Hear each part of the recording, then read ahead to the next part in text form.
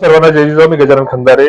प्रस्थापितांचा मतदारसंघ म्हणून ओळख असलेल्या रिसोड मतदारसंघात काल शेवटच्या दिवशी नामांकन अर्ज दाखल करण्याच्या प्रक्रियेअंतर्गत एकूण 20 उमेदवारांचे अर्ज रिसोड मतदारसंघासाठी दाखल झालेले आहेत.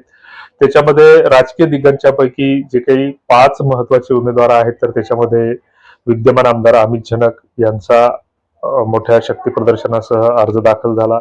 सोबतच विधान परिषदेच्या सदस्य आणि आमदार म्हणून असलेल्या स्थानिकच्या जे काही भावनाताई गवळी आहेत, तर त्यांनी सुद्धा आपलं शक्ती प्रदर्शन मांडत आपला उमेदवारी अर्ज दाखल केला. त्यापूर्वी अनंतरावजी देशमुख ज्यांनी काही दिवसांपूर्वी भाजपमध्ये प्रवेश केला होता देवेंद्र फडणवीस यांच्या उपस्थितीमध्ये, आणि त्यांनीही आपल्या भल्या मोठ्या शक्ती प्रदर्शनासह आपला उमेदवारी अर्ज दाखल केला. भाजपकडून त्यांना उमेदवारी मिळणार होती, मात्र ऐनवेळी शिवसेनेच्या वाट्याला ही उमेदवारी गेल्याने त्यांनी आपला अर्ज दाखल केलेला आहे आणि पत्रकारांशी बोलताना ते आपल्या या प्रक्रियेवर ठाम असल्याचं, अर्ज कायम ठेवणार असल्याचं त्यांनी सांगितलं. विशेष म्हणजे त्यांचा अर्ज भरतेवेळी जे काही भाजपचे जिल्हाध्यक्ष आहेत श्याम बडे, ते त्या ठिकाणी उपस्थित होते. गेल्या 25-30 वर्षापासून राजकारणात आणि समाजकारणात सक्रिय असलेले शेतकऱ्यांचे प्रश्न हिरिरीने मांडणारे एक लोकप्रिय व्यक्तिमत्व म्हणून विष्णुपंतजी भोतेकर, जे भूमिपुत्र शेतकरी संघटनेचे संस्थापक अध्यक्ष आहेत, त्यांनी सुद्धा काल आपलं नामांकन दाखल केलं. सोबतच वंचित कडून प्राध्यापक प्रशांत गोळे यांचा सुद्धा अर्ज दाखल झालेला आहे. आता या सर्व एकूण अर्जांची गोळाबेरीज करता ही निवडणूक अतिशय चुरशीची आणि प्रतिष्ठेची होणार असल्याचं पुन्हा एकदा सिद्ध झालेलं आहे. मात्र कोण येणार कोण जाणार यापूर्वी आपण काही दिवसांचा जर आढावा घेतला तर पूर्वाश्रमीचे अनंतरावजी देशमुख जे काँग्रेसमध्ये होते आणि काँग्रेसमध्ये त्यावेळेसचे स्वर्गीय आमदार तथा मंत्री सुभाषरावजी झनक हे सुद्धा काँग्रेसमध्ये होते आणि त्यावेळेस या दोघांमध्ये गटबाजी होती, हे अंतर्गत हे उघड होतं. आणि अशा स्थितीमध्ये 2004च्या निवडणुकीमध्ये ज्यावेळेस सुभाष झनक यांचं तिकीट डावलून त्या ठिकाणी एक सरनाईक उमेदवार दिले, म्हणजे एक सामान्य उमेदवार दिले आणि त्या ठिकाणी त्यांना बसवण्यात आलं. 2009ची निवडणूक याच पद्धतीनं अतिशय चुरशीची ठरली होती. तिकिटासाठी चढाओढ सुरू असताना ऐनवेळी स्वर्गीय सुभाष झनक यांना त्या मतदारसंघाचं तिकीट मिळालं आणि तिकीट मिळाल्याच्या नंतर त्यावेळेस थोडंसं काही सामाजिक सन्मीकरण हे वेगळ्या पद्धतीचं तयार झालं होतं आणि एक अशी एक स्पिरिटची जी काही लाट म्हणतात, तर ती लाट, चुरशीची लाट तयार झाली होती. अनंतराव देशमुख वर्सेस सुभाष झनक या दोन दिग्गजांमध्ये ही निवडणूक अटीतटीची झाली होती आणि 2-2.5 हजार मतांच्या फरकाने त्यांनी त्यावेळेस स्वर्गीय सुभाष झनक यांना विजय मिळाला, त्यांना मंत्रिपदही मिळालं. आणि अपक्ष असलेले अनंतराव देशमुख यांनी सुद्धा जवळपास 48 हजारापर्यंत मतांची त्यावेळेस मजल मारली होती. म्हणजे त्यावेळेस असं बोललं जात होतं की गेल्या अनेक दिवसांपासून कुठलीही सत्ता नसलेले, मात्र स्थानिक स्वराज्य संस्थांवर पकड असलेले अनंतराव देशमुख यांचा जी काही राजकारणावरची जी पकड आहे, तर ती कायम असल्याचं त्यावेळेस बोललं जात होतं. 2014च्या निवडणुका आल्या, त्यावेळेस आमदार अमित झनक हे निवडून आल्याच्या नंतर त्यावेळेस एक वर संजा आणि खाली पंजा हा नारा त्यावेळेस चांगला चर्चेत आला होता.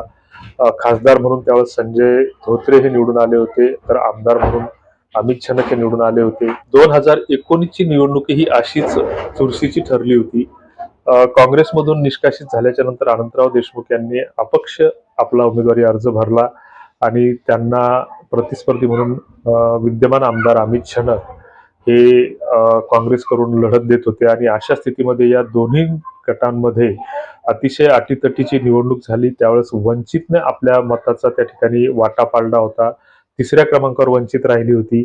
आणि या सर्व चुरशीच्या निवडणुकीमध्ये 1200-1300 मताच्या फरकानं अमित झनक यांना निसटता विजय प्राप्त झाला. आता 2024ची निवडणूकही तशीच काटेरी लढत ठरणार आहे असं बोलल्या जात आहे. एकूण जे काही दिग्गज उमेदवार आहेत, तर ते 5 उमेदवार आहेत. याची जी गोळाबेरीज आहे, तर खरी लढत ही 3-4 होणार आहे. मात्र ऐनवेळी कोण कोणाच्या मताला भगदाड पाडतं, सामाजिक वातावरण, कारण निवडणुकीमध्ये दर दिवसाला वातावरण हे बदलत असतं, वेगवेगळ्या चर्चा समोर येत असतात. आपापले कार्यकर्ते आपापल्या उमेदवाराचा प्रचार प्रसार करत असतात आणि अशा स्थितीमध्ये मतदारांच्या डोक्यामध्ये ज्यावेळेस उमेदवारी अर्ज दाखल होतात तर त्यावेळेस आपल्याला नेमकं कोणाला मतदान द्यायचं ही जवळपास निश्चित झालेलं असते. मात्र ऐनवेळी 10, 20, 30% फरक हा पडत असतो आणि या अटीतटीच्या निवडणुकीत नेमकी विजयश्री कोणाच्या गळ्यात पडणार हे याबाबत आता चर्चा चौकात सोशल मीडियावर रंगत आहेत. मात्र याचा जर सारासार जर विचार केला तर एकीकडे शिंदे गटाला ही जागा मिळालेली आहे. अनंतराव देशमुख हे बंडखोरी करणार आता हे जवळपास निश्चित झालेलं आहे आणि त्यांना ऐनवेळी पक्षातून निष्कासित केलं जाईल.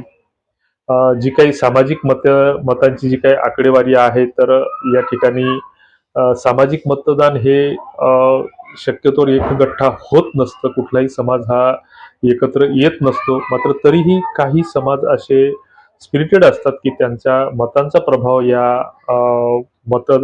उमेदवारावर पडत असतो आणि ऐनवेळी एखादं जे काही गठ्ठा मत असेल तर ते गठ्ठा मत ज्या उमेदवाराच्या वाट्याला जाईल तर तो उमेदवार विजयश्री प्राप्त करत असतो. हा आजवरचा अनुभव आहे.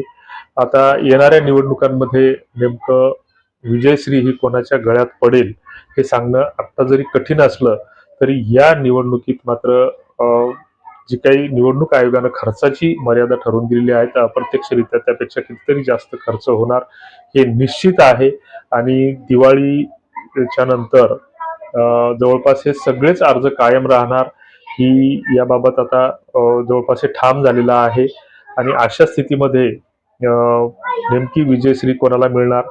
शेतीचा हंगाम जवळपास संपलेला आहे आणि आता मतदारही प्रचारासाठी मोकळे आहेत. तर अशा स्थितीमध्ये येणाऱ्या निवडणुकीचा निकाल काय येतो याच्याकडे सगळं मतदारसंघाचं लक्ष लागलेलं आहे. विशेषतः वाशिम जिल्ह्याचं लक्ष लागलेलं आहे. तुर्तास धन्यवाद. जय जिजाऊ.